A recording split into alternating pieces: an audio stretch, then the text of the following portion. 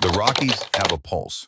It's a slow, deep rhythm beneath 10,000 feet of stone and ice, a heartbeat you feel in your marrow before you ever hear it with your ears. My bones have been humming with it for 3 days now, a warning that crawls up my spine like frost on a window pane. The kind of warning that says something is watching, something is waiting, and whatever it is, it's been counting your steps since you left camp. My name is Rowan, and I am the Omega of the Ridgeback Pack. That is not a mark of shame, though my packmates have spent the better part of my 24 years trying to convince me otherwise. And Omega is not weak. We are the nerve endings of the pack, the ones who feel the tremor in the earth before the avalanche, who taste the shift in wind before the storm, who sense the predator in the shadows, while the alphas are still beating their chests at the sky. Right now, every nerve I possess is screaming that today will be the day my warnings finally matter, or the day they get me killed. The morning breaks cold and pale over Glacier Basin, 8,400 feet above a world that has no idea we exist. The sun is a distant, indifferent coin of silver behind the clouds offering light but no warmth. The temperature reads negative 38 degrees Fahrenheit on the old thermometer Diesel keeps on his pack, strapped cold enough that your spit freezes before it hits the ground, cold enough that exposed skin goes numb in under 3 minutes. I watch Thorn from my position at the rear of our hunting line. He stands on the ridgeline like a monument to his own arrogance, shoulders squared against the metallic dawn, one hand pointing north toward the contested valley we call Silver Run. Thorn is 36 broad as a barn door, with the kind of voice that sounds like gravel being crushed under a tank tread. He's been our alpha for 8 years ever since his father died in a rock slide that I predicted 3 hours before it happened. No one listened then either. The elk herd is moving through Silver Run. Thorn announces his words forming white clouds that hang in the still air. 40 head, maybe more. We claim them before Mountain Shadowpack gets wind of the opportunity. This hunt will secure our winter stores. We move fast, we move silent, we take what's ours. Diesel and Paxton, our two betas, punch their fists against their chests in unison. The sound is muted by their heavy fur-lined coats, but the gesture is clear enough. Diesel is 31, built like a battering ram with a scar that runs from his left eyebrow to his jaw, a souvenir from a bar fight in Whitefish 3 winters back. Paxton is younger at 28, leaner, with the kind of nervous energy that makes him twitch at shadows. They see this hunt as glory. They see meat and status and the satisfaction of beating another pack to a prize. I see something else entirely. The wind coming down from Silver Run doesn't smell right. It should carry the grassy, musky scent of elk, the warm animal smell of a herd on the move. Instead, it carries snow, the sharp mineral scent of a storm that hasn't arrived yet, and beneath that, something older. Something patient. The aspens that dot the slope below us are too still. Not the stillness of a windless morning, but the stillness of held breath. The chickadees that usually chatter in the pine boughs are silent. Even the ravens, those opportunistic scavengers who follow hunting parties in hopes of scraps, are nowhere to be seen. The forest is not empty. It is full of something that knows we are coming and has been ready for us since before we woke. I try to speak. The words catch in my throat the way they always do when Thorn's attention is a physical weight on my shoulders, when the collective will of the pack is a pressure that makes my lungs feel too small. Thorn, I manage, and my voice comes out quieter than I intended. The wind, it's wrong. The aspens on the western slope, they're too quiet. Something is listening. Thorn's glance is a dismissal, casual as a man brushing snow from his sleeve. Your omens again, Rowan. The only thing listening is our empty bellies. You'll take rear guard, carry the kills, make yourself useful for once. Diesel snorts a short, cruel sound that cuts through the cold.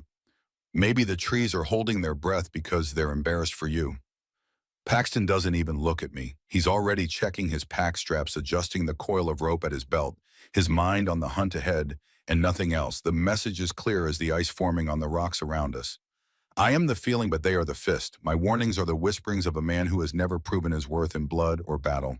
So I follow. I always follow. We move like a gray river through the skeletal birch forest, a line of 4 wolves in human form, stepping carefully through snow that ranges from ankle deep on the wind-scoured ridges to waist deep in the hollows. Thorn leads his stride, confident and sure. Diesel and Paxton flank him, moving in that unconscious symmetry that comes from years of hunting together. I fall behind my boots, sinking into the deep powder, where their passage has only partially compressed the trail. The farther we push into Silver Run territory, the heavier the silence becomes. It is not peaceful. It is the silence of a predator, crouched in tall grass muscles, coiled, waiting for the perfect moment to strike. The Clark's nutcrackers have vanished. The squirrels, normally busy with their endless, chittering complaints, are absent. Even the wind seems reluctant to move, as if afraid to give away a secret. I count my steps to keep the anxiety at bay. 143 steps from the ridgeline to the first stand of lodgepole pines. 206 steps to the frozen creek that marks the unofficial boundary into the deeper, less charted wilderness. Every step takes us farther from safety and closer to something my instincts recognize, but my mind cannot name. We find the elk herd at the apex of the valley in a clearing ringed by ancient Douglas firs whose branches are so heavy with snow they touch the ground. The herd is exactly where Thorne predicted 42 animals, their breath rising in a communal fog, their bodies a shifting carpet of brown against the endless white. It should be a hunter's dream, a perfect setup, a vulnerable herd, an easy approach from downwind. But nothing about this feels easy. Thorne signals with his hand a sharp, decisive gesture. The hunt begins with the kind of brutal efficiency that comes from a lifetime of practice. Thorne and I and Diesel circle left while Paxton moves right, driving a young bull away from the protection of the herd. The bull is maybe 3 years old, 700 pounds of muscle and panic, his antlers still carrying velvet from the previous season. He runs because that is what prey does, but he has nowhere to run. The wolves, because that is what we become in the hunt, have mapped every escape route, blocked every exit. I watch from a rocky outcrop 50 yards upslope, my assigned position, as the rear guard, the one who waits to help carry the kill back to camp. I watch Thorne's strategic mind at work, see the way he and Diesel move, like two parts of the same weapon, see Paxton cut off the bull's desperate attempt to double back toward the herd. The kill is swift. Diesel brings the bull down with a perfectly timed lunge, and Thorne delivers the finishing bite to the throat. The bull's struggles cease within 30 seconds. Thorne throws his head back and releases a howl of triumph, a sound that tears from his chest and echoes off the granite cliffs that wall the valley. It is a declaration of dominance, a statement to any pack within 5 miles that the Ridgeback wolves have made their kill and will defend it. That is when the feeling in my gut turns to ice. The echo of Thorne's howl does not fade the way it should. Instead, it is answered not by a single voice, but by a subtle shifting rustle from the dense shadow-cloaked pines that surround the clearing. A rustle that sounds exactly like many bodies. Dozens of bodies moving with deliberate, synchronized purpose. Not the chaotic scramble of prey startled by a predator's cry, but the controlled adjustment of positions by something that has been waiting for this exact moment. The triumphant light in Thorne's eyes does not dim. He is too flushed with the success of the hunt, too high on the adrenaline of the kill to hear what I hear, to feel what I feel. He sees my frozen posture, my ears straining toward the tree line, and his expression darkens with irritation. "Rowan, stop daydreaming and get down here," he barks. "We have work to do." I descend the outcrop, my boots slipping on ice-slicked rock, my heart hammering against my ribs like a trapped bird. The scent of the kill-hot blood on cold snow, the released bowels of the dying elk, the sharp copper tang that always accompanies death feels wrong now. Cloying. Allure. "Thorne, please," I whisper as I reach them, my voice shaking despite my best efforts to control it. The howl. It was answered. From the pines, all around us. Diesel, slick with the sweat of exertion and spattered with the bull's blood, shoves a heavy haunch of meat toward me. The weight nearly buckles my knees. "Carry that. It's your job." No one answered anything but your own cowardice. I take the burden because refusing is not an option, but my eyes remain locked on the wall of trees that encircles the clearing. The shadows between the trunks seem deeper now, thicker as if the darkness itself has substance. And for a single heart-stopping moment, I see it low to the ground, deep within the umbra of an ancient fir, a glint of light that is not the flat, dark reflection of a deer's eye. This is a sliver of molten gold, intelligent, impatient, and utterly focused on me. The eye holds my gaze for one breath too. Then it vanishes as if it had never been there at all. They do not see it. They are laughing now, the tension of the hunt bleeding away into the easy camaraderie of victory. Thorne is already planning the division of the meat, talking about the feast we will have tonight, the respect we will earn from the pack elders back at camp. Diesel is mocking my stillness, my wide eyes, my trembling hands.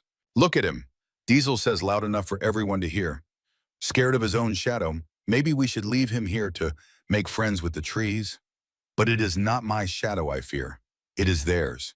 It is the dozens, no, the scores of shadows that I now understand are moving with us, around us, above us, with a discipline and coordination that no wild pack should possess. The truth crashes into me with the force of an avalanche, and the weight of it nearly drives me to my knees. We are not hunters who have stumbled upon prey. We are prey that has been lured into a killing field. The elk herd, the perfect positioning, the open clearing, it was all bait. And we took it like starving dogs thrown a scrap of meat. We begin the trek home burdened with 700 pounds of elk meat distributed among the four of us.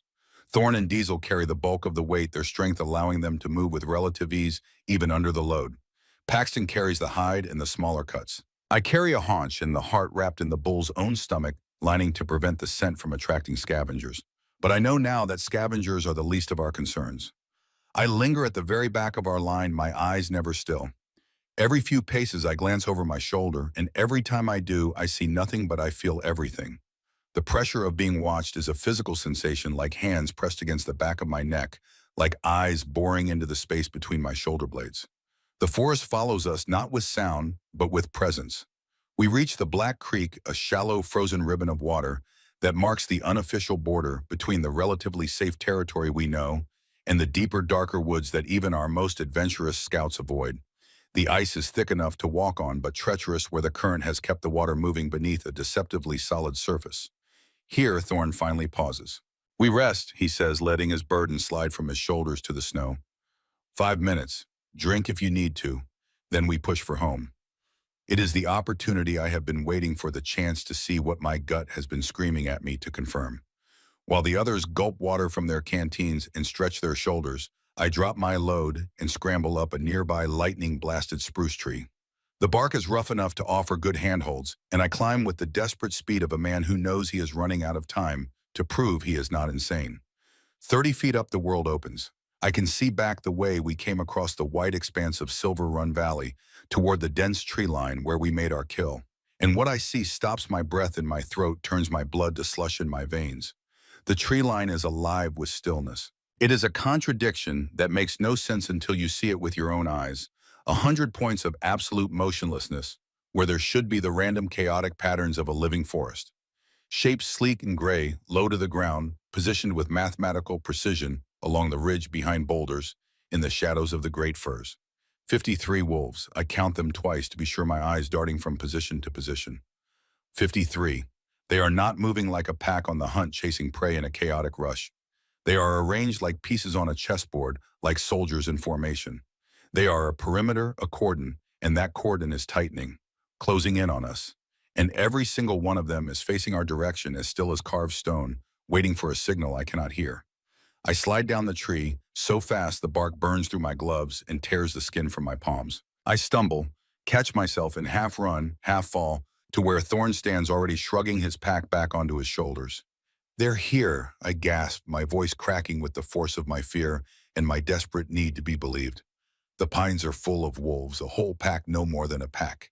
50 of them, maybe more. They've surrounded Silver Run and they're following us. Thorn's eyes narrow. For a single second, I see something flicker across his face, a shadow of doubt, a whisper of the same instinct that has kept him alive for 36 years in these mountains. But then Paxton steps forward, his face twisted with contempt. "Liar or fool," Paxton says, his voice sharp as broken glass. "You've been spooked by shadows since we left camp. You want to ruin the victory because you had no part in it." "It's not shadows," I plead, and I can hear the desperation clawing at my throat, turning my words into something that sounds like begging. "I saw them.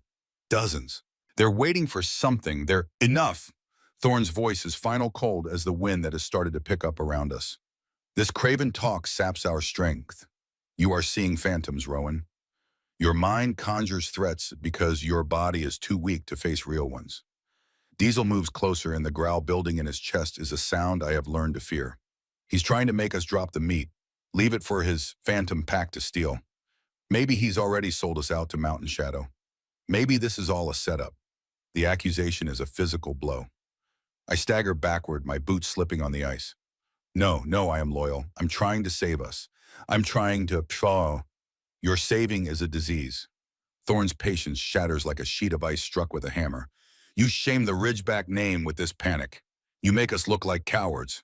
He takes a step toward me, and the dominance rolling off him is a crushing wave, an alpha command laced with the supernatural weight that comes from years of leading, of bending others to his will. "You will be silent. you will carry your share. And if you speak another word of this madness, there will be consequences. Do you understand me? The command locks my jaw. It is not a request. It is a compulsion woven into the very structure of pack hierarchy, reinforced by every instinct that has been bred into me over 10,000 generations of wolf evolution. I can only nod, a tremor running through my entire body, my hands clenched into fists so tight my fingernails draw blood from my palms. Diesel and Paxton look at me with pure contempt. In their eyes, I am no longer just useless. I am suspect. I am a traitor who has tried to undermine their victory with lies and cowardice. We pick up our burdens.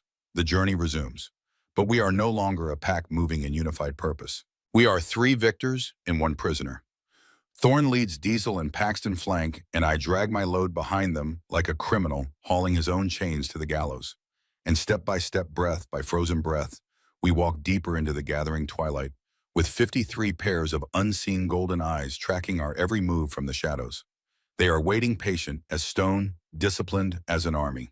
But waiting for what? The answer I know with a certainty that turns my blood to frost will come soon. And when it does, it will not come as a question. It will come as teeth and judgment, and it will start with me, the one they have already separated, the one they have already marked as expendable, the one who tried to save them and was beaten down for the effort. The forest knows, the wolves know, and soon Thorn and Diesel and Paxton will know too. But by then it will be far too late. The weight of the elk meat is nothing compared to the weight of their disbelief. It presses down on my shoulders like a physical thing, crushing the air from my lungs with every step we take deeper into Thornwood territory. Every rustle of wind through the pines, every crack of settling ice in the creek bed is a drumbeat in my ears, a countdown to a disaster that only I can hear approaching. Thorn, Diesel, and Paxton move ahead with the confidence of men who believe the world bends to their will. Their conversation is a low rumble of plans and pride talk of the feast tonight, of the status this kill will bring, of the respect they will command from the pack elders. They speak as if the universe has already decided in their favor, as if the 53 pairs of golden eyes I saw on the ridgeline were nothing more than figments of a broken mind. I am an island of dread in their wake, separated by 20 feet of snow, and a chasm of belief that no words can bridge.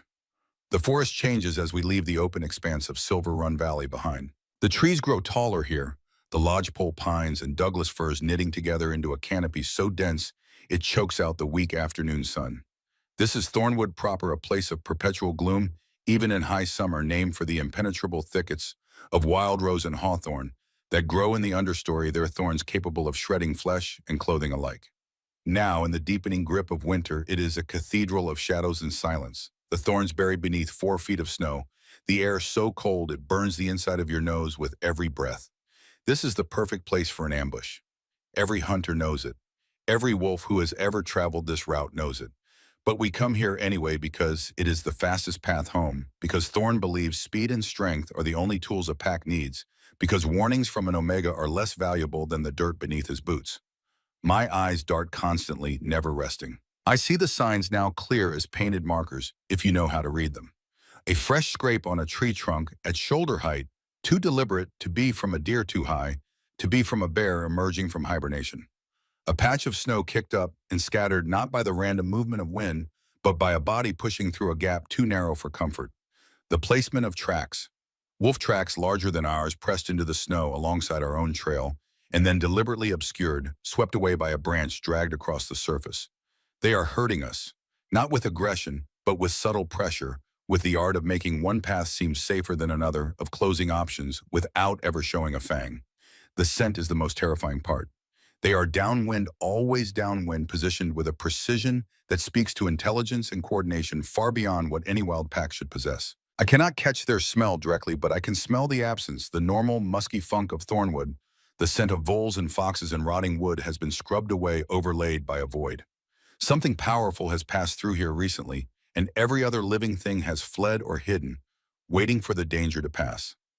I try again, not with words. This time my voice is still locked by Thorn's command and my own rising terror, but with action. I slow my pace deliberately, letting the distance between myself and the others stretch from 20 feet to 30, then 40. I pretend to adjust the straps of the hide that carries my portion of the meat, fumbling with the knots, my movements exaggerated and clumsy. My heart hammers against my ribs so hard I can hear the rush of blood in my ears.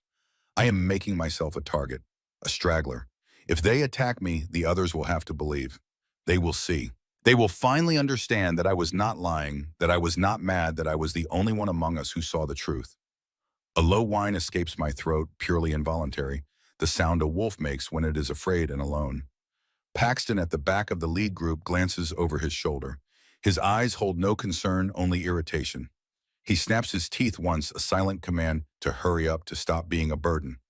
I force my legs to move, the gap closing once more. The plan was foolish from the start. They would not care if I was taken. They would probably see it as a relief, one less mouth to feed, one less voice of doubt to undermine their certainty. They would tell themselves I fell behind, I was weak, I deserved whatever fate found me in these woods. The path begins to slope downward, funneling us into a narrow ravine carved into the mountainside by 10,000 years of snowmelt and erosion. This is Thornwood Gorge, a natural cut in the earth 200 feet deep and no more than 40 feet wide at its base, walled in by sheer granite cliffs on both sides. The creek we have been following plunges into it over a small frozen waterfall, creating a curtain of icicles that gleams like broken glass in the dim light. The gorge is a bottleneck, a choke point. If you were going to trap something to separate it from escape routes and corner it where numbers and position matter more than individual strength, this is exactly where you would do it. A chill that has nothing to do with the negative 38-degree temperature seizes my spine.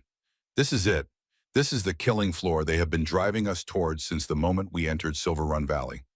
Thorn, I rasped, the alpha command fraying under the sheer force of survival instinct. The gorge. We should go around. Over the ridge. Please. He does not even turn. The gorge is quick. The ridge adds an hour. We have light for this gorge, not the ridge. Keep moving. His logic is impeccable and utterly blind. Diesel chuckles, the sound echoing off the stone walls that rise around us as we begin our descent. The Omega fears a steep path. Maybe you should roll down, Rowan. It would be faster. Their laughter is short, hollow in the dense air. They start down the narrow switchback trail that leads into the throat of the gorge, their boots finding purchase on ice-slicked rock, their bodies leaning into the descent with the practiced ease of men who have made this journey a dozen times before. I stand at the precipice, frozen. From this vantage point, I can see a slice of the forest we have just traveled through, can see the ridgeline where the pines stand like sentinels against the darkening sky. And there, for one breathtaking, horrifying second, the shadows move. Not a chaotic scatter of startled animals, but a fluid, coordinated shift, like a ripple passing through a gray pond, like a curtain being drawn aside. A line of wolves, their fur the exact color of twilight-stained snow, and stone flows from one position of cover to another, closer to the gorge's rim. They are sealing the exit. The trap is not just ahead of us. It is behind us. It is above us. It is complete. I have to make them see. I have to. I throw down the heavy load of meat I have been carrying. It lands with a soft thud, the sound swallowed by the snow. But it is enough. All three of them stop and turn, looking up at me with varying degrees of anger and confusion. Rowan. Thorn's voice is dangerously quiet, the kind of quiet that comes before an explosion. Pick that up. I point a trembling hand back up the path toward the shifting shadows that have already hidden themselves again. They're there. They're moving to cut us off. You have to look. Please, just look. Diesel drops his own burden and starts back up the slope toward me, his expression dark as a thunderhead. I've had enough of this. You're not just a coward. You're sabotaging us. No, Diesel, stop. I am begging now, my composure shattered, my voice breaking. They're right behind that tree line. 50 of them. More. I saw them move. I saw. He reaches me before I can finish. You see wolves? His voice is a snarl. I'll show you what happens to wolves who defy their pack.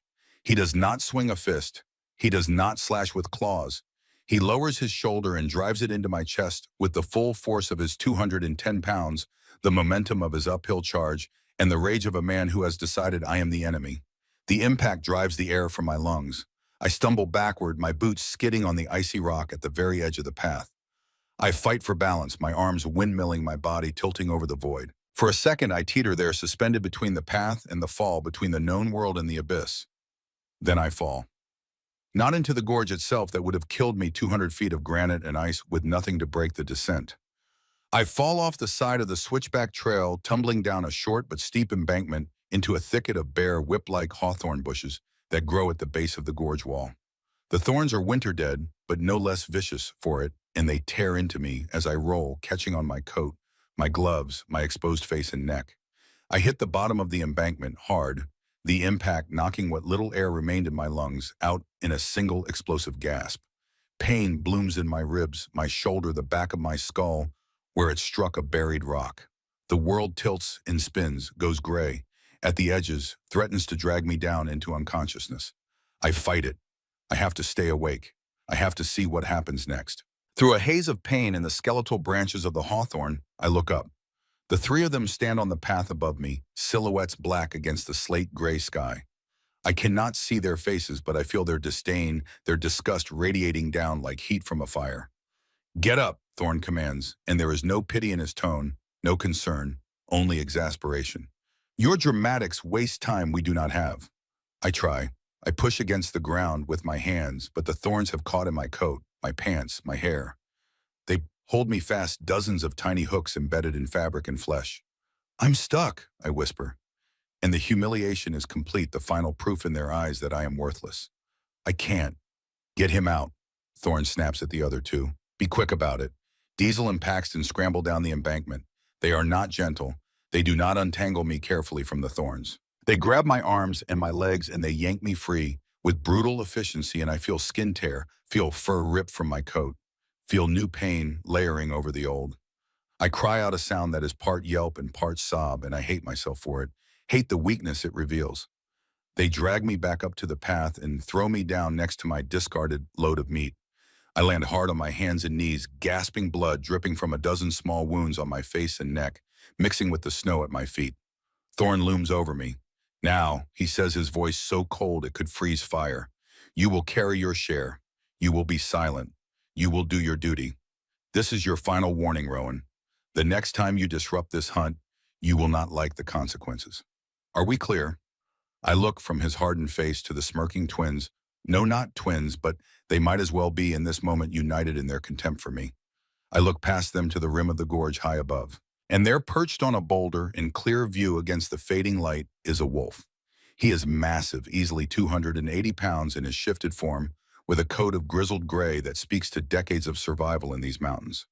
A scar runs from his right ear to his jaw, a white line against dark fur, the kind of wound that should have killed him, but instead became a mark of his strength. He is not hiding. He is not trying to remain unseen. He is watching. His eyes are pale gold, the color of winter sunlight through ice. They meet mine across the distance, and in them I see no anger, no hunger, no bloodlust. I see calculation, assessment, intelligence that should not exist in the eyes of a wolf, even a shifted one. He is studying the scene below him, studying me, the beaten omega, the isolated member of a dysfunctional pack. He is reading the dynamics, understanding the weakness, cataloging the information for later use. He gives a slow, deliberate blink. Then he melts back into the stone and shadow, disappearing as if he had never been there at all. He saw everything. He saw my warning. He saw my beating. He saw my pack turn on me, saw them mark me as expendable, saw them drive the wedge deeper with every blow and every word of contempt. "Rowan," Thorn's roar breaks my trance. "I asked you a question." The truth is a desolate wasteland inside me. They will never believe. To warn them further is to invite more violence, more humiliation, maybe worse. The wolves in the shadows are a threat, yes, but in this moment, the wolves standing right in front of me are just as dangerous. I have reached the breaking point. The place where survival instinct finally overrides loyalty, where the beaten animal stops trying to appease the ones who hold the leash. My voice, when it finally comes, is flat. Dead. We are clear. I bend my muscles, screaming in protest, and hoist the caribou meat onto my back once more. The physical pain is almost a relief. It is something to focus on besides the crushing loneliness, besides the certainty of doom. I fall into line behind them as they start down into the throat of Thornwood Gorge. We are now 4 wolves walking single file into a stone gullet with hunters above and the promise of violence hanging in the air like a storm about to break. And I know with a certainty that settles deep into my marrow that when the attack comes, I will be the first one they take. Not because I am the weakest, but because I am the one my own pack has made separate. I am the one they have pushed into the shadows. And the shadows, I now understand, are full of teeth waiting for their moment to claim what the Ridgeback pack has so carelessly discarded. The silence in Thornwood Gorge is a living thing, thick and suffocating. It is not the quiet of peace, but the quiet of a snare pulled taut one instant before it springs. The only sounds are the crunch of ice beneath our boots, the rasp of our own breathing in the thin mountain air, and the distant, mocking trickle of water beneath the frozen creek. A reminder that even in the grip of winter, something still flows, still lives, still waits. The walls of stone rise on either side of us, sheer and dark, 200 feet of granite that blocks out the sky and funnels us forward into a narrowing channel. Overhead, the rim of the gorge is a jagged line against the darkening sky, and I cannot stop my eyes from darting upward every few seconds, searching for the shapes I know are there, even though I cannot see them. I keep my head down, my eyes on Thorn's heels as he leads the way deeper into the gorge. The weight on my back is a familiar anchor, but the new weight in my soul is unbearable. The image of that scarred wolf's calculating gaze is burned into my mind like a brand. He had not looked at Thorn with that intensity. He had looked at me. Why, what does a beaten Omega offer to a hidden army of hunters? What value do I have to them? The gorge twists and the path narrows further, forcing us into the frozen creek bed itself.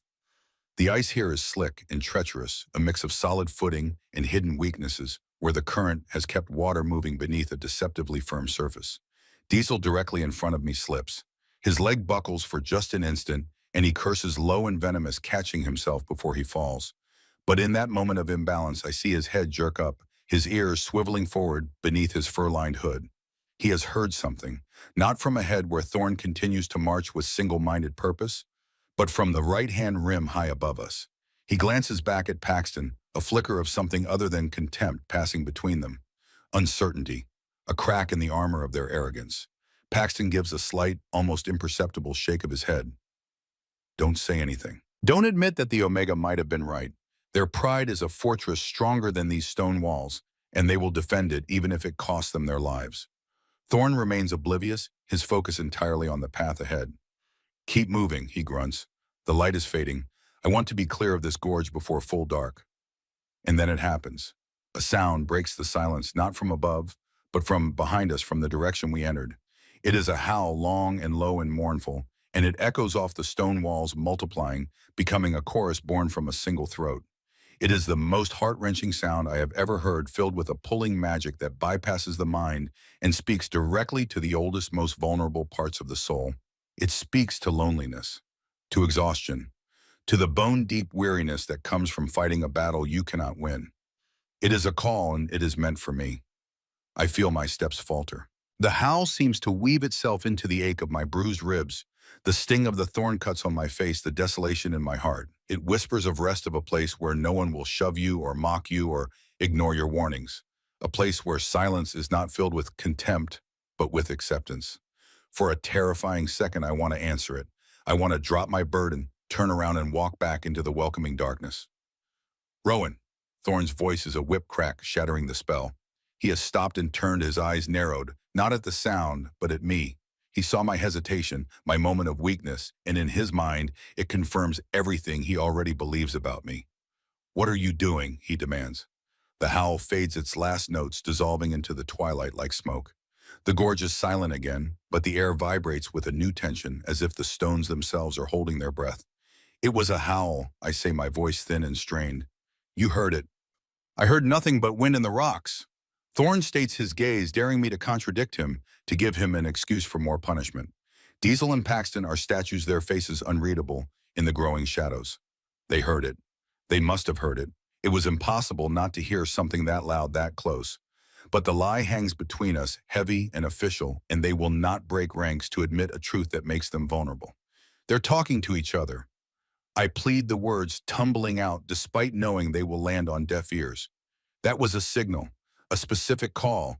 They're coordinating. Paxton finally speaks, his voice dripping with scorn. So now you understand their language, do you? Your fantasies grow grander by the minute, Rowan. Perhaps next you will claim to read their minds. Before I can respond, a new sound comes from high on the left rim. A sharp, deliberate crack, like a thick branch being snapped in half by a powerful grip. Then another from the right rim. Then two more from behind us in rapid succession. Crack, crack, crack, crack. It is a staccato rhythm, too regular to be natural, too coordinated to be random. It is a code, a countdown, a signal passing from position to position along the rim of the gorge. This time even Thorn's head snaps up. He cannot deny this. It is too clear, too aggressive, too obviously deliberate. What was that? He growls, and for the first time since we left camp this morning, I hear a trace of doubt in his voice, a hairline fracture in his certainty. Nothing, Diesel says quickly, too quickly. Ice falling from the branches, maybe a small rock slide. This gorge is unstable. We should move faster. He is trying to sell the lie to himself as much as to Thorn trying to maintain the fiction that will keep his worldview intact. But Thorn is an alpha because he has good instincts. Instincts that have kept him alive through challenges and threats that would have killed lesser wolves. Those instincts, buried under layers of arrogance and habit, are finally stirring. He looks at the towering walls lost in shadow. He looks at the narrow path ahead and the even narrower path behind. He sniffs the air, his nostrils flaring, searching for the scent he has been too proud to acknowledge might be there. He is putting the puzzle together, and the picture forming is starting to frighten him. His eyes land on me, cowering under my burden, blood dried on my face, exhaustion and terror written in every line of my body. And in that moment, I see a horrific realization dawn on him. The phantom wolves might be real. And if they are real, then I was right. And if I was right, then he, the alpha, the leader, the one who is supposed to protect the pack, has been catastrophically, fatally wrong. He has beaten his early warning system into silence.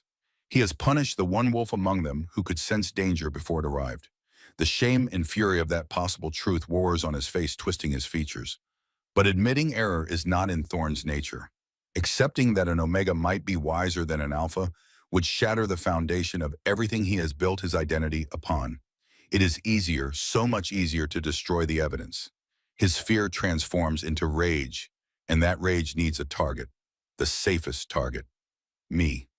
This is your doing, he hisses, advancing on me, his boots crunching on the ice. Your panic, your cowardice. You have conjured this noise with your fear. You have brought a curse upon this hunt. I back away, my shoulders hitting the cold stone wall of the gorge. No Thorn, please. They're real. They're telling each other we're in the trap. They're ready to... His paw shoots out, not to shove this time, but to strike. The blow catches me across the muzzle, a backhanded slap that snaps my head to the side. Pain explodes bright and sharp. Stars burst across my vision. My head rocks back against the stone wall, and the world swims in and out of focus. You will be silent, he roars, his voice filling the gorge, a futile attempt to command the very mountains to obey him, to bend reality to his will through sheer force of dominance. And from the rims, as if in answer to his roar, comes a new sound. A soft collective exhalation, the sound of 53 wolves letting out a held breath all at once. It is a sigh of satisfaction of a plan falling perfectly into place. It is the most chilling sound I have ever heard because it is so very, very human in its emotion. They are pleased. Thorn freezes his paw, still raised, the blood draining from his face. He heard it. They all heard it. The undeniable proof of a multitude hidden and unified, and now openly amused by our predicament. In the absolute silence that follows that ghostly sigh, a single clear howl rises. It is different from the first mournful call. This one is clean and sharp as a splinter of ice, a command given with the expectation of instant obedience. And it comes from directly ahead of us, from the mouth of the gorge, where the path opens up again into the wider forest. The trap is no longer just around us. It is in front of us. It is behind us. It is above us. We are not just caught, we are packaged, wrapped up like a gift ready to be delivered. Thorn slowly lowers his paw. He looks from Diesel's suddenly pale face to Paxton's wide, frightened eyes, and finally back to me, slumped against the wall, blood trickling from my split lip onto the pristine snow, my body a map of the violence they have inflicted. The truth is a physical presence, now cold and inescapable, pressing down on all of us with the weight of the mountain itself. His voice, when it finally comes, is a hollow whisper stripped of all its former power. By the old gods, what have I done? But his moment of realization comes too late. The echoing howl is the final piece, the signal they have been waiting to send. The shadows on the rims begin to stir, not with hidden movement now, but with deliberate revelation. One beat one, and along both ridges of the gorge shapes rise from their concealment. Wolves, large and powerful, their forms silhouetted against the darkening sky, they stand like sentinels carved from shadow itself. They line the cliff tops, patient and still looking down upon us. I count them even through the haze of pain. 53. Exactly as I said, they do not snarl, they do not posture, they do not need to. Their sheer numbers, their flawless positioning, their unified silence. It is a proclamation of our utter defeat. We are four wolves in a ditch surrounded by 53 on the high ground. And the last thing I see before my vision blurs with tears of pain and vindication and terror is Thorn, our mighty alpha, looking up at the encircling host with the terrified eyes of a lost pup who has just realized he is not and has never been in control. The echo of his betrayal of my warnings mingles with the silent judgment raining down from above. And in that terrible harmony, I know our fate is sealed. The hunters have shown themselves. The waiting is over. Now the real reckoning is about to begin. Time stops in Thornwood Gorge. The world contracts to this circle of stone, the four of us huddled below the 53 watchers above, and the silence that presses down like the weight of the mountain itself. I can hear my own heartbeat, a frantic drumming against my bruised ribs. I can hear Diesel's ragged breathing, see the way Paxton's hands tremble as he stares upward at the impossible multitude. The defiance drains from them like water from a broken vessel, replaced by a stunned animal fear. Their eyes are huge in the gathering darkness, darting from one silhouetted form to another, counting, realizing the mathematical impossibility of survival. Thorn stands stiffly, his head no longer held in dominance, but bowed in the first gesture of submission I have ever seen from him. No one attacks, no one makes a sound. The wolves on the ridges simply watch, and this is worse than any charge could be. This is psychological dissolution. We are being dismantled by our own terror, unraveled thread by thread, without a single tooth being bared. Then movement comes from the rim ahead of us. The wolves there part like a curtain, each one dipping its head as a new figure emerges. Even from 200 feet below, I recognize him. The scarred wolf, the one who watched me being beaten. His coat is grizzled gray and silver, his body irradiating decades of survival. That vicious scar cuts from his right ear to his jaw, a white line that speaks of battles won.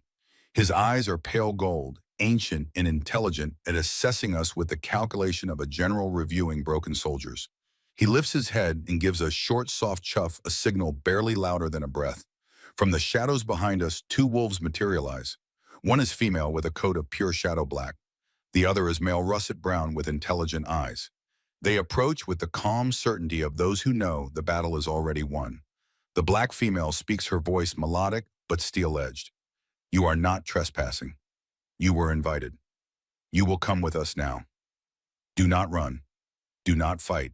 The outcome is the same regardless, but the journey will be less painful if you comply. They had seen it all. They had watched Thorn strike me, witnessed every dismissal, every blow.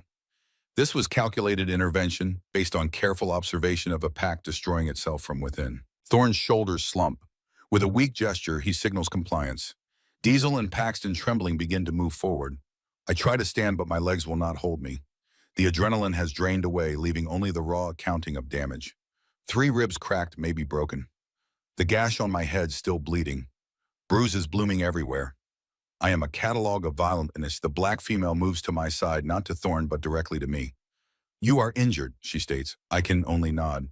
Your burden. Leave it. You carry enough already. There is something in her voice, acknowledgement, recognition of suffering. It is so unexpected that tears prick at my eyes. She shifts bones, realigning with sounds like green wood breaking, until a woman stands before me. She is perhaps 33, lean and strong, with black hair, cropped short. Without ceremony, she offers her back. I will carry you. We have 6.2 miles to travel. You will not make it on foot. I drape myself across her back, and she lifts me with supernatural ease. She is impossibly warm, and I can smell pine and snow, and something else. Something that makes the panic in my chest slow just a fraction. I catch her name whispered among the escorts. Embry. Thorn, Diesel, and Paxton are ordered to carry all 700 pounds of elk meat between them, the prize of their arrogance, now a burden of their shame. We march for hours through the deepening night. The moon rises, casting the forest in monochrome. The temperature drops to negative 42 degrees, but Embry generates heat like a furnace, and I press against her back, stealing warmth, clinging to consciousness. Finally, we enter a hidden valley sheltered by towering cliffs at least 1,000 feet high. In the center, steam rises from a geothermal hot spring, misting the air with warmth. The valley floor is perhaps half a mile across, scattered with organized living spaces, carved into the cliff face, sheltered alcoves, communal areas, a central gathering ground around the water. This is no rogue hideout. This is an established civilization. I count as we enter 127 wolves, 53 warriors, but also elders with graying muzzles, healers carrying herb bundles, pups tumbling in play. A complete pack, multi-generational, thriving in secret. We are brought to the central clearing. The entire pack gathers in a wide circle, 127 pairs of eyes reflecting moonlight and spring glow. The scarred wolf stands by the water's edge. Embry lowers me to the ground and I sway, but manage to stay upright. Thorn, Diesel, and Paxton are forced to their knees, but I remain standing. The scarred wolf shifts a controlled transformation, taking 30 seconds. When complete, a man stands before us. Perhaps 52, tall and broad, with iron-gray hair shot through with silver, and that vicious scar bisecting his face. His eyes remain pale gold, unsettling in a human face. When he speaks, his voice is a low rumble that commands absolute attention. You are Thorn of the Ridgeback Pack. You lead by strength alone, by the volume of your voice and the weight of your fist. Today, the forest shouted a warning through the mouth of one of your own, and you struck that mouth closed. He pauses. You are a leader who blinds himself. A pack with such a leader is already dead. Thorn flinches but cannot speak. The man turns to Diesel and Paxton. You are strength without wisdom. You follow not from loyalty but hunger for reflected glory. You enforce blindness and call it duty. Then he turns to me and the entire pack's focus shifts. And you, Rowan, the Omega, the one who feels the tremor before the avalanche, who hears the silence before the storm. You gave warning. It was ignored. You were punished for truth. You were made to carry the weight of their ignorance, then beaten for staggering beneath it. His voice softens fractionally. The wolf who ignores his Omega's whisper has severed his own connection to the world. He is deaf and blind and starving in a forest full of food. He addresses the entire valley. We are the Silver Crest Pack. We watch, we listen, we are the balance. When a pack becomes poison to its own members, to the land itself, we intervene. My blood runs cold. Intervene. Excise. He speaks of execution. The man his name whispered around us. Sterling looks at my former packmates. Thorn, Diesel, Paxton, you represent sickness. The sentence for such poison is usually death. Diesel closes his eyes. Paxton trembles. Thorn stares at the ground. But today, Sterling continues, his gaze swinging back to me. We witnessed an Omega who, despite betrayal, despite violence, did not break, who tried again and again to save those who harmed him. That is strength so rare it appears once in a generation. A strength my pack values above all. He paces deliberately. Here is my judgment. Thorn, Diesel, Paxton, you will live, but you will remain here as guests. You will learn to listen, learn humility. You will carry water, tend the young, perform the Omega's work. You will learn the value of the voice you tried to silence. Whether you learn or perish will determine if you see home again. Then he points at me. Rowan, you have a choice. Stay here and help them learn, or return to Ridgeback alone. Return alone to a pack that will brand me traitor, coward, the one who survived when their leaders did not. My life there would be torture. I look at Thorn. For the first time in 8 years, I see not contempt, but desperate hope. He needs me. The hunter has become prey, looking to the beaten Omega for salvation. Sterling offers what I have never had, not just safety, but purpose, respect. In his pale gold eyes, I see a version of myself I never dared believe could exist. My voice is stronger than I expect. Clear, certain. I will stay. A ripple passes through the Silver Crest Pack. Approval, acceptance. Embry dips her head in a small nod that feels like a door opening. Thorn releases a breath that is half sob. Diesel and Paxton look stunned. Sterling nods once. So it is decided. He turns to wolves near the cliff base. Take them to the reflection caves. They begin their lessons now. 3 large wolves gesture Thorn, Diesel, and Paxton to rise. My former packmates are led away towards small caves, set into the western cliff face caves that offer no privacy, no escape, only constant exposure to the pack's watchful eyes. Sterling approaches me. You are injured. Our healers will tend to you. Tomorrow your education begins, not as an Omega learning to be invisible, but as something far more valuable. Tomorrow you learn what it means to be a heart sentinel. A what? His smile is slight, enigmatic. You will see, he gestures to Embry. Show him to the healer's den. Make certain he is fed warm and safe. He has earned all 3. Embry leads me across the clearing toward a larger alcove glowing with warm firelight. As we walk, she speaks. You showed more than courage today. You showed a gift, the ability to see danger before it strikes, to feel the emotional currents of the world. That gift is why you are alive. and why you are more valuable than any alpha in your former pack. I do not know how to respond to praise. It is a foreign language. We reach the healer's den. Inside, two elderly wolves in human form wait a woman with clouded eyes who must be 71 and a man missing one ear who looks mid-40s. This is Rowan, Embry says. 3 broken ribs, head trauma, multiple lacerations, severe bruising. He has not eaten in 12 hours. Care for him, he is one of ours now. The words one of ours strike like a physical blow. I have never been one of anything except a burden. The elderly woman approaches with gentle hands. Sit, child, I'm Sage. You are safe here. No one will harm you. That time is over.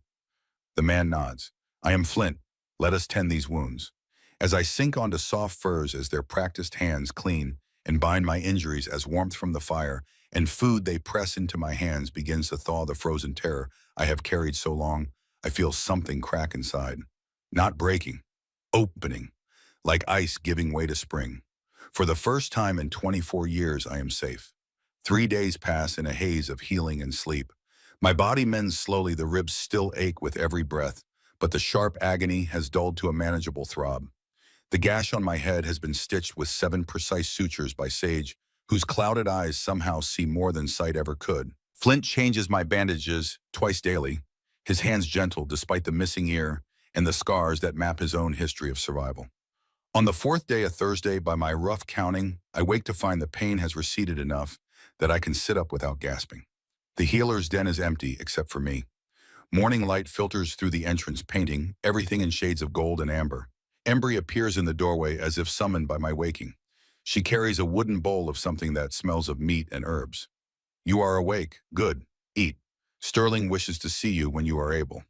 I take the bowl rabbit stew rich and warm and eat with an appetite that surprises me. I have lost weight. Sage mentioned 12 pounds when she first examined me, bringing me from 140 down to 128. The hollow feeling in my stomach is not just from 3 days of sleeping. How are they? I ask between bites, and Embry knows immediately who I mean. Thorne is silent. He sits at the entrance to his cave and stares at the valley, watching the pack go about its work. He has not spoken since the first night. She leans against the doorframe. Diesel is angry. He performs his tasks carrying water-scrubbing cookpots, but his resentment fills the air like smoke. Paxton, she pauses. Paxton weeps at night. Flint says he hears him through the stone. Shame, perhaps, or the beginning of understanding. I set down the empty bowl. And what do they think of me?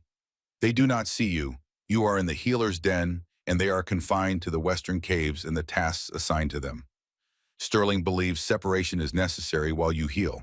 When you are strong enough, then decisions will be made about your role here. She pushes off the doorframe.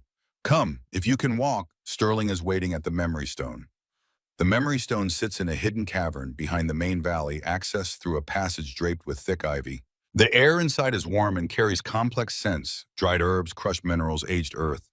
Bioluminescent fungi cling to the walls in soft blue-green constellations, providing light that feels ancient and holy. Sterling stands beside a formation of smooth, dark stone in the center of the cavern. With him are 3 others: Sage, the blind elder, Flint, the one-eared healer, and a younger female I have not met, lean and still, perhaps 27, with the coiled readiness of a drawn arrow. Rowan, Sterling says as I enter, welcome to the Den of Echoes. This is the heart of the Silver Crest, where few are permitted without cause. He gestures to the younger female. This is Ash, our lead scout and tracker. Ash studies me with eyes that catalog every detail. She does not speak, only nods once. Sterling places his hand on the dark stone formation. This is the memory stone. It holds the imprint of every leader, every guardian, every wolf who has lived and died for the Silver Crest way over 2 centuries. We do not howl our history to the moon. We whisper it into stone. It is our living record. He looks at me. Place your hand upon it. I hesitate only a moment before stepping forward and pressing my palm to the stone. It is not cold, as I expected, but holds gentle warmth like a creature sleeping in sun. For a moment, nothing. Then vibration begins, subtle at first, then deepening. It is not sound, but resonance in my very bones. And with it come feelings, not my own. A surge of protective love so fierce it steals my breath. A pang of grief so old and deep it has become part of the stone itself. A thrum of unwavering purpose. The exhaustion of a long vigil in a blizzard.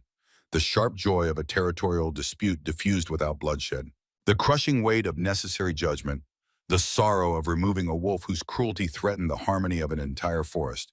This is not a pack of hunters or warriors. They are stewards, surgeons for the wild, and their most sacred tool is not tooth or claw, but perception. I gasp and pull my hand away trembling. The resonance fades, but the awe remains thick in my throat. You felt it, Flint states. It is not a question. Sage steps forward, her clouded eyes somehow fixed on my face. You felt the truth of us, the burden of knowing, of watching, of acting only when the balance tips toward destruction. Sterling circles the stone slowly. The omega of a broken pack is often the first symptom of its illness, Rowan. You were not the cause of Ridgeback's rot. You were its early warning system, the canary in the coal mine. The poison that made Thorn deaf and the twins cruel was choking you first. We intervened not just to stop them, but to save the spark they were trying to extinguish, you. Ash speaks for the first time, her voice cool and precise. Every 50 years, perhaps one is born with your gift, the ability to feel the emotional currents of others as tangibly as scent or sound. We call them heart sentinels. They are rarer than alpha strength, more valuable than any warrior, because they can sense when the balance is breaking before anyone else sees the cracks. My legs feel unsteady. What would you have me do? Sage's gnarled hand touches my shoulder. Learn. As your former packmates learn to hear the forest, you must learn to interpret the song your gift sings. You feel emotions as storm and pressure. We will teach you to read their weather, to distinguish hot fleeting anger from cold, enduring malice, to know the difference between grief of loss and grief of guilt. Sterling's pale gold eyes hold mine. Your first lesson begins now. You will join Ash on the valley perimeter check. You will not speak. You will only feel. Afterward, you will tell her not just if something is wrong, but what you believe is wrong and where it originates. Ash gestures toward the exit. Come. We patrol the high ridges in silence. Ash moves like smoke, her steps leaving, barely a trace in the snow. I try to emulate her, opening myself to the sensations of the land. At first, it is overwhelming, the simple contentment of a raven preening in sunlight, the worry of a mother vole in her burrow, the dormant hunger of a hibernating bear. Then I feel something else, a thread of discord thin and sharp. It comes from the direction of the reflection caves from where Thorn, Diesel, and Paxton are confined. I stop. Ash pauses, looking at me expectantly. I focus on the thread, following it like a scent trail. The burning anger I sensed from Diesel earlier has grown white-hot, fused with humiliation. Paxton's grief has curdled into sticky resentment, and Thorn's anxiety has spiked into something calculating panic laced with desperate energy.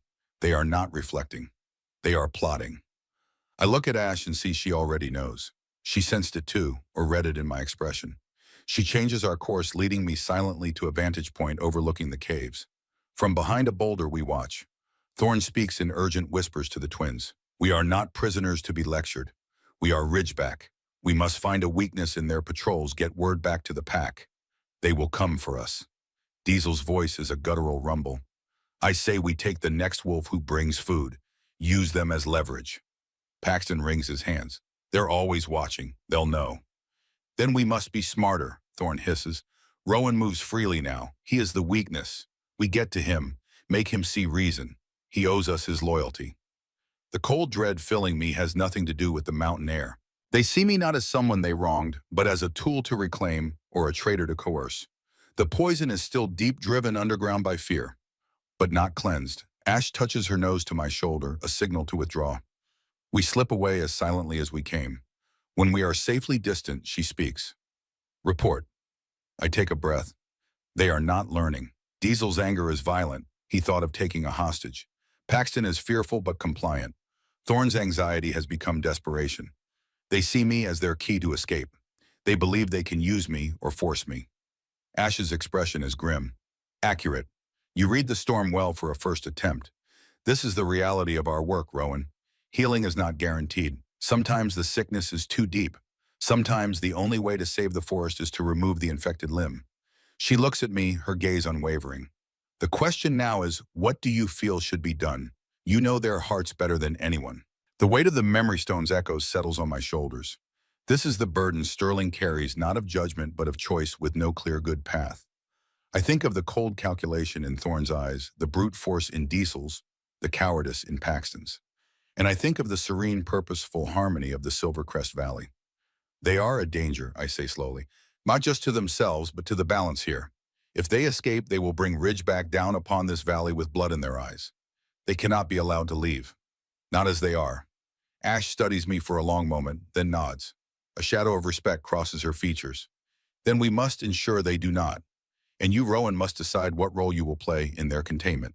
The Watcher or the Guardian who must act. She turned, leading me back toward the Den of Echoes. The lesson is over. Now the real test is about to begin. The next days blur together in a rhythm of training and observation. Sterling teaches me the technique he calls the inner chamber, creating a space within my mind where I can analyze emotions without being consumed by them. There is one feeling, Sterling says as we stand by the hot spring, that is undeniably and purely yours. Not a reaction to them, not a scar from their treatment, something from the deepest part of Rowan. Find it. I search past the fear, past the loneliness, past the desperate need to belong, and I find it a small, quiet, enduring flame. The feeling I had as a pup watching a spider weave its web in sunlight. The satisfaction of correctly predicting the first snowfall by the aching in an old wound. Curiosity, a profound need to understand the patterns of the world. Curiosity, I whisper. Sterling's eyes glint with approval. Good, a strong foundation. When Thorne's calculated panic tries to sway, you retreat to that chamber. Do not ask, how can I fix his fear? Ask, what is the true source of this calculation? What is its pattern? Separate the emotion from the person. Study it. We practice for hours. Sterling mimics the emotional signatures of my former packmates, projecting desperation, rage, manipulation. Each time, I retreat to my chamber of curiosity, analyzing rather than reacting. By evening, I am exhausted, but also feel a new fragile strength. I have a fortress within myself. It is during one of these training sessions that Embry joins us. She has been present at the edges of my awareness all week, bringing meals, checking on my healing, appearing when I patrol with Ash. But now she approaches, directly settling onto a flat rock near where I sit. Your progress is remarkable, she says, and there is warmth in her voice that makes something flutter in my chest. Most heart sentinels require months to build an inner chamber. You constructed yours in days. Perhaps I have had practice, I say. 24 years of trying not to drown in others' contempt teaches you to find something solid within yourself. She looks at me with an expression I cannot quite read. When Thorne tried to manipulate you yesterday, I felt it. His alpha command bleeding through the empathy connection. I saw you falter. You felt that, I am surprised. From across the valley, I am attuned to you. She says it carefully as if testing the words. Since I carried you that first night, something has resonated between us. Sterling says it is rare but not unknown when a heart sentinel meets someone whose emotional signature complements rather than overwhelms. She pauses, then reaches out and takes my hand. The touch is electric, warm, and in that instant I feel her, not her surface emotions, but something deeper. Strength like bedrock, loyalty like steel, and underneath it all, a warmth directed specifically at me. When you faltered under Thorne's manipulation, she says softly, I wanted to intervene, to stand between you and that pressure, and I realized something. Her fingers tighten around mine. My soul recognized you, Rowan, the way yours recognized mine. I stare at our joined hands, feeling the steady pulse of her heartbeat through the contact. It is an anchor, a shelter. When she touches me, the overwhelming flood of others' emotions recedes, filtered through her presence, until only clarity remains. What does that mean? I whisper. It means, Sterling's voice comes from behind us, and neither of us had heard him approach, that you have found something even rarer than a heart sentinel. You have found a balance point, someone whose presence stabilizes rather than destabilizes your gift. He looks between us with something that might be satisfaction. Ember, you will train with Rowan from now on. Ash will continue perimeter work, but you will handle his development of emotional perception. You are uniquely qualified. Embry inclines her head, but her hand does not leave mine.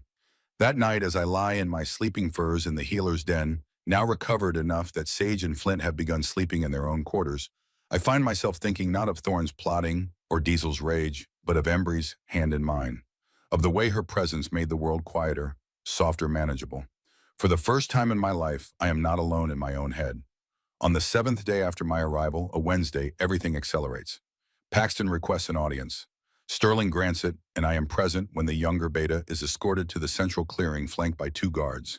He looks haggard, his eyes red-rimmed, his hands shaking. I wish to speak with Rowan, he says, his voice cracking. Alone, please. Sterling looks at me. I nod, though my stomach tightens with apprehension. We are given privacy near the hot spring, though Flint remains within sight 50 yards away. Paxton will not meet my eyes at first. When he finally speaks, the words come in a rush. They are going to try something.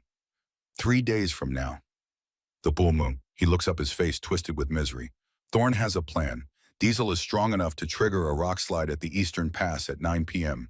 When the pack responds, they will take a hostage. Not just to escape to bargain. To demand weapons territory, dominance. He is shaking now. Thorn has lost his mind, Rowan. He talks like we can become kings of ashes. He does not see what they are, what you have become. And his voice breaks. I was a fool. We all were. I followed the loudest voice because I was afraid to be small. Now I am small and alone and more afraid of what Thorn will do than of staying on this rock forever. The truth in his words is raw bleeding. He is finally reflecting, and the image he sees is unbearable. What do you want, Paxton? I want the screaming in my head to stop. I want to not be afraid of my own alpha. He gestures weakly toward the peaceful valley below. I want to earn a place in the silence down there. I glance at Flint, who gives a slow, deliberate blink. Approval. The first step to earning silence, I say with Jordan, is to stop creating noise. Will you tell Sterling everything, the plan, the timing, every detail? Paxton hesitates, looking toward the caves where Thorn and Diesel wait. Fear spikes in him, sour and metallic. Then it collapses, leaving only exhaustion. Yes, the plan is set in motion with the precision of a military operation. Sterling gathers his lead wolves, myself, Embry, Ash, Flint, and a half-dozen others I have not been formally introduced to. The full moon is in 3 days. Sterling says, his voice calm but weighted. We will allow Thorn and Diesel to execute their plan. We will control every variable. 15 wolves will position at the eastern pass to respond to the rockslide, which we will trigger ourselves on our terms. 25 more will occupy the southern ridge. The southern ridge, I ask, why there? Ash answers, because 10 hours ago our scouts spotted Mountain Shadow Pack, 18 wolves led by their Alpha Cormac. They are moving toward this valley. They heard rumors that Ridgeback's Alpha was captured and believe us weakened. They see an opportunity to claim our territory. My blood chills.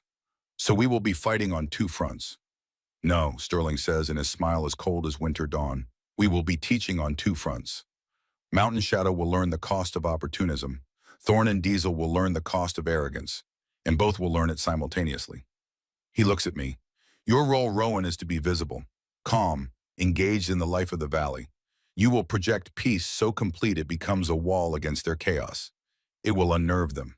It will make their desperation seem petty and stark against the backdrop of our harmony. So I spend the next 3 days doing exactly that. I help Sage sort healing herbs. I play with pups who tumble over my feet without fear, their joy pure and uncomplicated. I eat with hunters who speak of the land's health, not just their kills. And through it all, I keep my inner chamber open to the reflection caves, monitoring the emotional storm building there. Thorn's signal is a dense knot of ambition and dread. Diesel's anger has been honed to a blade eager to cut. From Paxton's new location near the Elder Dens, I feel only hollow guilt and fragile hope.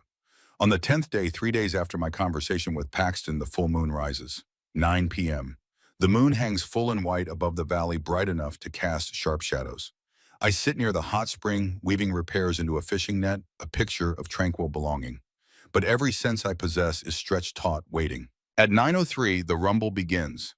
The eastern pass where Ash's team has carefully loosened keystones releases its avalanche.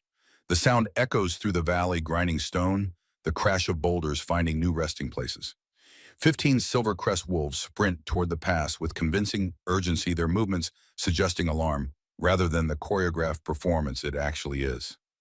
Thorn and Diesel emerge from the caves. They have been watching, waiting for exactly this moment.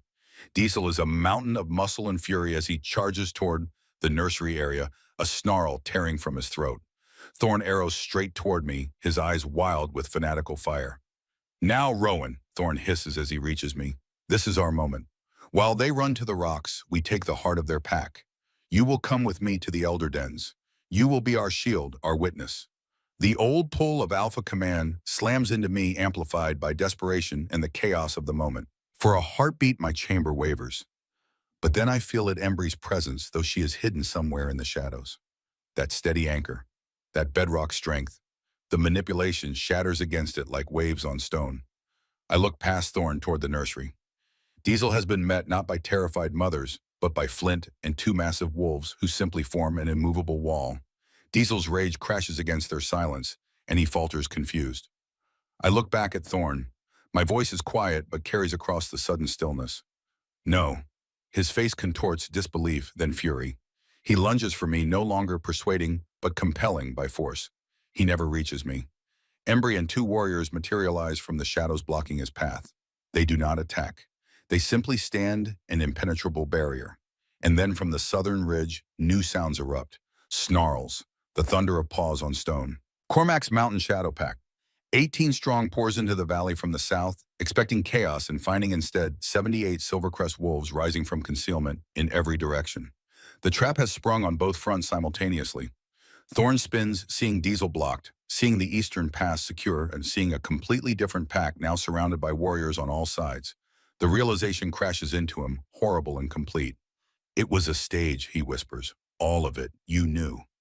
Sterling's voice rings out across the valley, and every Wolf Silver Crest Ridgeback remnants, mountain shadow invaders, freezes. "Yes, we knew."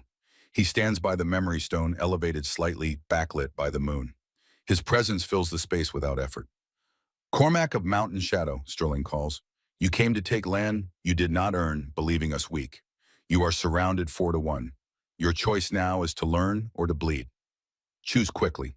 A massive wolf at the front of the Mountain Shadow Pack scarred across the entire left side of his face.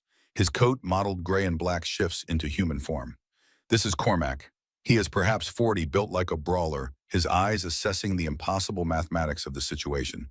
"I came to test if the legends about Silver Crest are true," Cormac says, and his voice holds grudging respect. "You have answered that question." "Then you have your answer," Sterling says. "Return to Mountain Shadow. Tell them the balance is kept. If you come in peace next spring to trade, you will be welcomed. If you come with teeth, you will meet 100 teeth. Your choice." Cormac looks around at the perfect encirclement, at the disciplined silence of warriors who have not even needed to attack. Then he bows, not submission, but acknowledgement of a superior force. "We will remember," he says. He signals his pack, and they withdraw, not in panicked flight, but in organized retreat. Sterling waits until they have vanished into the forest before turning his attention to Thorn and Diesel. The entire Silvercrest Pack, 127 strong, forms a circle around the central clearing. Pups and elders, warriors, and healers all bearing witness. "Thorn, Diesel." Sterling's voice is stone and ice. "You saw mercy and thought it weakness. You saw community and thought it hostage. You doubled down on poison even when given the chance to heal." Diesel, still held by Flint's immovable wall, makes one last desperate charge at Sterling. He is fast, powerful, driven by suicidal rage. He makes it 3 steps. Ash moves like liquid shadow. One precise strike to the temple, a second to a pressure point in his shoulder. Diesel collapses, his rage finally silenced. Thorn, seeing his last ally fall, drops to his knees. Broken. All fight gone. Sterling walks to the center of the circle, standing before the kneeling Alpha. "The judgment of the Silver Crest is this. You, Thorn and Diesel, are a threat to the balance. You cannot be healed in the company of others. You will be taken under guard to the far side of the mountains, to the Red Desert of Wyoming. 180 miles north. A 7-day forced march. You will be left there with your lives and each other. Survive if you can. Build a pack on poison if you must. But you will never return to these woods. Your howl will never again be heard in these valleys. It is not death, but it is erasure. Exile to a place where winter temperatures drop to 50 below zero at night, where there is no prey, no water, no shelter. Where two wolves who hate each other will have only each other until the cold claims them both." Thorn says nothing. He just stares at the ground, defeated. Then Sterling turns to me. The entire valley's attention shifts. "And for you, Rowan, who stood in the storm and remained steady, the choice is still yours. Return to Ridgeback and lead them with the wisdom you have earned, or stay with the Silver Crest as a heart sentinel and keeper of the balance." I do not hesitate. I walk forward past Thorn to stand beside Sterling. I turn to face the pack. My place is here, I say, and my voice does not tremble. My place is in the silence that listens and the echo that heals. 127 throats release a single harmonious howl, not in triumph, but in welcome. The sound vibrates in my bones, sweeter than any I have ever known. As the howl fades, movement catches my eye. Sage, the ancient elder, stands before the massive stone statue of a wolf that sits at the valley's northern edge, a representation of Selene, the moon goddess, carved from granite generations ago. Sage raises her arms, and her clouded eyes suddenly flash silver, bright as moonlight, bright as starfire. Her voice, when it comes, is not her own, but something older layered with harmonics that should not exist in a mortal throat. The balance has spoken. The heart has chosen. The witness has become the guardian. The statue, 8 feet of solid granite that has not moved in 200 years, begins to turn. Slowly, with the grinding sound of stone on stone, the wolf's head rotates. Away from the valley, away from the south. It turns north, pointing toward the red desert, toward the place where Thorn and Diesel will be taken. The goddess has rendered her judgment. Sage's eyes return to their clouded white, and she staggers. Flint catches her before she falls, helping her to sit. The silence that follows is absolute, sacred. Even Thorn has looked up, has seen the divine intervention, and the last light of defiance dies in his eyes. "Take them," Sterling says quietly. "The goddess has spoken." 2 weeks pass.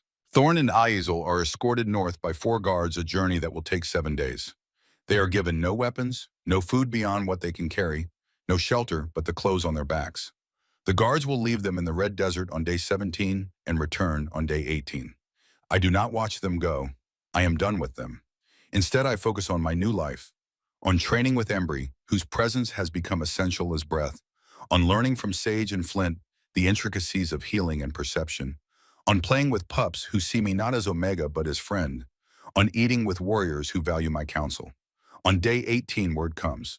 Thorn's body has been found frozen solid 1 day after the guards left him. He survived 1 day alone in temperatures of 50 below. The cold claimed him as the goddess ordained. Diesel is missing. His tracks lead northwest toward the Yellowstone border, 45 miles from where he was left. Whether he survives is unknown, but his absence means he is no longer the valley's concern. He is a problem for another day, another pack. Or he is already dead, his body not yet discovered. I feel nothing at the news of Thorn's death. Not satisfaction, not pity, only a sense of closure of a chapter ended. On day 24, exactly 2 weeks after the full moon judgment, Sterling summons the entire pack to the memory stone for a ceremony. Embry and I stand before the stone as Sterling speaks. Rowan Hart Sentinel, Embry Guardian Warrior, your souls recognized each other in darkness. Now in light you will affirm the bond. He looks at me. Speak your truth. I turn to face Embry. Her dark eyes hold mine steady and warm. I choose you. Oh, I say, and my voice carries across the hushed valley. Not because of fate or destiny, but because you saw me when I was invisible. Because you carried me when I could not walk. Because your presence makes the world quieter, and in that quiet I can finally hear my own heart. Embry's hand finds mine. I choose you, she says, because you are strong in ways that strength cannot measure. Because you feel the world's pain and still choose hope. Because standing beside you feels like coming home. Our eyes flash simultaneously, hers bright gold, mine suddenly silver like Sage's had been. The mate bond spoken and affirmed, recognized by the pack and the goddess both. 127 wolves howl in harmony. Sterling places his hand on our joined hands. You are bound, you are witnessed, you are blessed. That night I stand on the ridgeline above the valley with Embry at my side. The moon is waning but still bright, painting the snow in shades of silver and blue. Below the valley is peaceful smoke, rising from cooking fires, pups playing one last game before bed, elders sharing stories by the hot spring. They beat me unconscious in a gorge at 38 below, I say softly. 53 wolves watch from the shadows, counting every blow. I thought I was going to die there, broken and forgotten. Embry's hand tightens around mine. And now I am no longer the beaten. I am the watcher. I am the heart that feels and the voice that warns. I am the mate of the strongest warrior I have ever known. And I am the guardian of the most just pack that has ever existed. My eyes, still gleaming silver from the bond ceremony, reflect the moonlight. The blessing of Selene, goddess of wolves in balance, marks me permanently. I am no longer just a heart sentinel. I am the Luna Oracle, the one who speaks with the goddess's sight. The forest has a heartbeat, I whisper. And for the first time in my life, Mine beats in perfect rhythm with it. Embry pulls me close and we stand together on the ridgeline, looking out over a hidden valley where 127 souls have found their balance, where the beaten became the blessed, where the frozen witness became the warming heart. And in the distance, so faint it might be imagination, I hear the howl of a lone wolf diesel, perhaps lost in the wilderness running from a judgment he can never escape. But that is a problem for tomorrow. Tonight I am home. Tonight I am whole. Tonight, for the first time in 24 years, I am exactly where I belong. The real story, the story of transformation, of divine justice, of finding your true pack, has been written in stone and blood and moonlight. And it is complete.